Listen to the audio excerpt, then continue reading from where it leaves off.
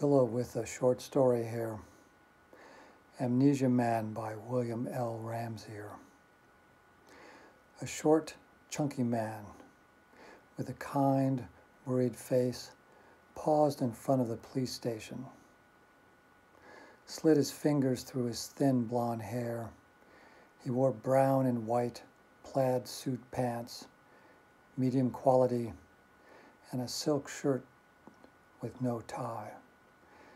Chest hair and a gold chain shone out from the top of the unbuttoned shirt, and his zipper stood, as they say, at half-mast. In sum, a man such as we often find at office parties or happy hours stood dazed in front of the station. He looked across with soft brown eyes. Then, inhaling deeply, he pulled some mysterious courage out of the air and walked in. The cop at the watch desk looked up at him with dull gray video eyes. Yeah. Excuse me, but I have a problem. So, everyone comes in here got a problem. Yeah, you see, I don't know. I don't remember who I am. The cop grunted. Don't sound like a police problem to me, no crime. He went back to filling out a crossword puzzle. The man cleared his throat and spoke again. Excuse me, but can't you check the files or something? How can I check files if you don't even know your name? Why don't you check your pockets for a driver's license or something? I got work to do. Hey, what's a 6-letter word for a South American river? Amazon. The man emptied his pockets but found only little furry lint balls. Can I wait here? The cop hesitated. You do crossword puzzles? I don't remember. They're great. Improves your vocabulary. The man stepped back and stood waiting with his hands in his pockets, although he had no idea what he waited for. Finally, missing his name with great sadness and realizing that he had probably always taken it for granted, he sat down on a worn green bench near the entrance. People came and went. A nervous gray-haired woman rushed in to complain that her neighbor, another old woman, had tried to poison her. The desk watch, without looking up, told her that they were working on the case. The woman flapped her arms and flew back out the door. 2 cops brought in a drunk driver in handcuffs, joked with the desk cop, filled out papers, and then led him away. A kid came in looking for buckle-up bumper stickers. The desk watch continued to chip away at the puzzle, occasionally asking the man for help. About 2 hours after the man had come in, a woman in a police uniform walked through the waiting room. The watch called her over. Hey, ain't you some kind of shrink or something from downtown? I'm a psychologist, yes, she said. I'm giving the seminar tonight on the subconscious and evidence. Aren't you going? Well, no, I'm working. But hey, if you got a minute, maybe you could talk to that guy over there. He's got amnesia or something. I'm sorry, but I don't have the time to consult with anyone. The man had been listening. He jumped up and ran over to her. Please, couldn't you talk to me just for a minute? I'm fine, only I can't remember who I am. She looked at him over her glasses. Really? Did you receive a physical trauma?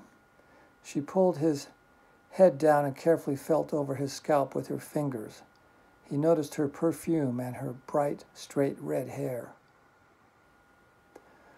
Well, it doesn't look like you've been in an accident. It might be psychological, maybe some kind of shock. But of course, your subconscious still knows who you are, and it would probably tell you if we gave it enough clues.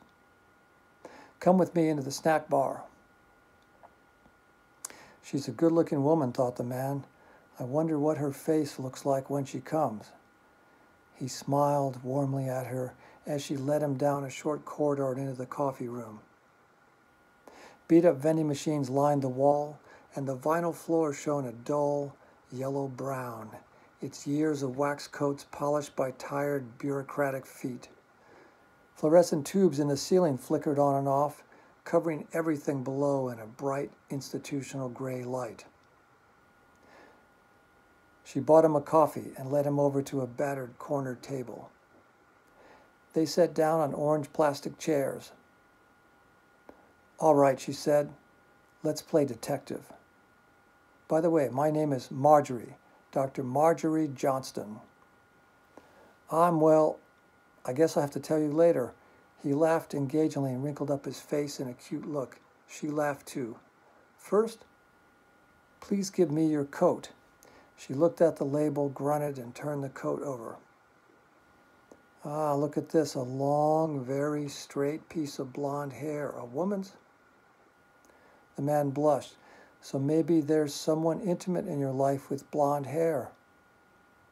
"Oh, what's this? It looks like one of those kind of hairs. And it's pure black." She held up a coarse, curly piece of pubic hair about an inch long. The man frowned and shook his head in embarrassment. "Well, your life may be more interesting than you imagined. Let's see what else you have. Give me your shirt." The man took off his shirt and handed it to her. She held it up to the pulsating light of the dying fluorescent tubes, turned it around, stopped to examine a pink spot near the collar. "Looks like makeup. And what's this on your pants leg?" "Another hair." She paused. "You certainly seem to have a lot of intimate associates." "Well, let me smell your hair." She leaned over, pulled the top of his head down, and sniffed the roots of his hair. The man looked at her breasts. Funny, hadn't noticed them before. They were worth noticing. "I don't recognize the kind of shampoo you're using. Must be a new kind. Your hair smells good, though. Sweet." "So does yours," said the man. "You're very pretty.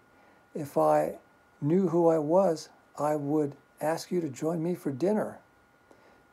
"You know," she said, pulling a long, wavy auburn hair off his other pants leg, "I've never heard of a case like this." She searched in her handbag for something. "A case like what?" asked the man. "A case of double amnesia, but it's solved now, my dear sweet asshole husband." She pulled a snub-nosed .38 special out of the purse and pointed at him. Flicked off the safety.